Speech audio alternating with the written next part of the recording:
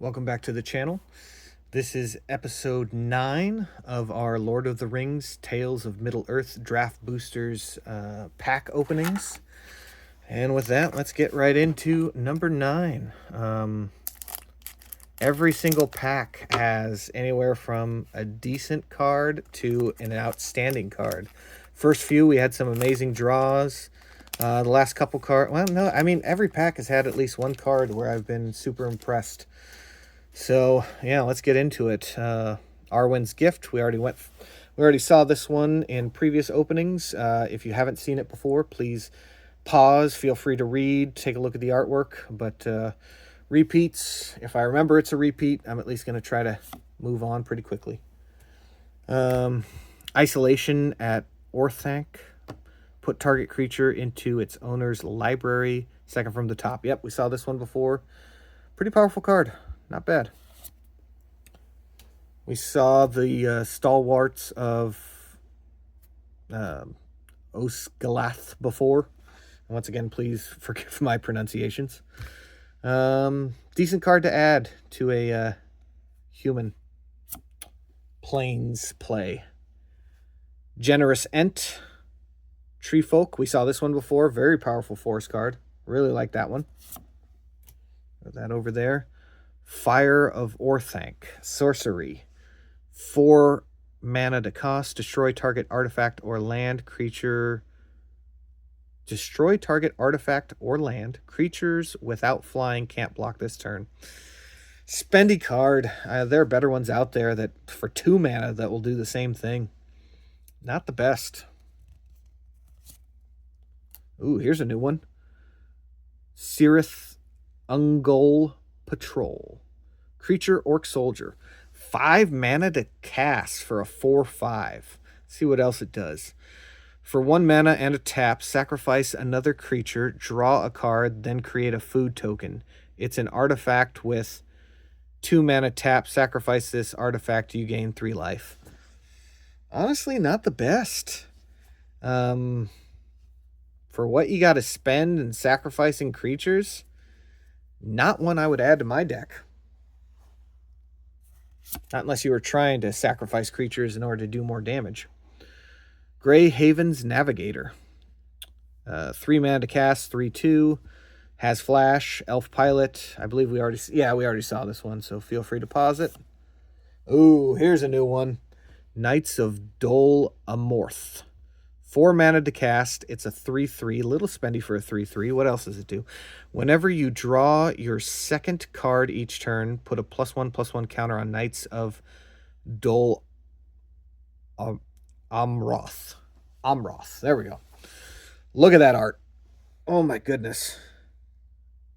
The helmets, the shields, the spears. Just beautiful. Beautiful artwork card. Extremely powerful card. At first, I thought maybe with the 4 mana and a 3/3 it wasn't the best, but as long as you're playing a water deck and you're drawing multiple cards per turn, you know, this thing's just going to run up the counters. This can absolutely be a train just to run over your opponent. Amazing card. Definitely a good add to a water deck. Troll of Khazad-dûm. Oh, yeah. Creature Troll. Swamp. 6 mana to cast. It's a 6/5. Decent power. Troll of Khazad-dûm can't be blocked except by 3 or more creatures. Even better than having Menace. Good lord, that is powerful.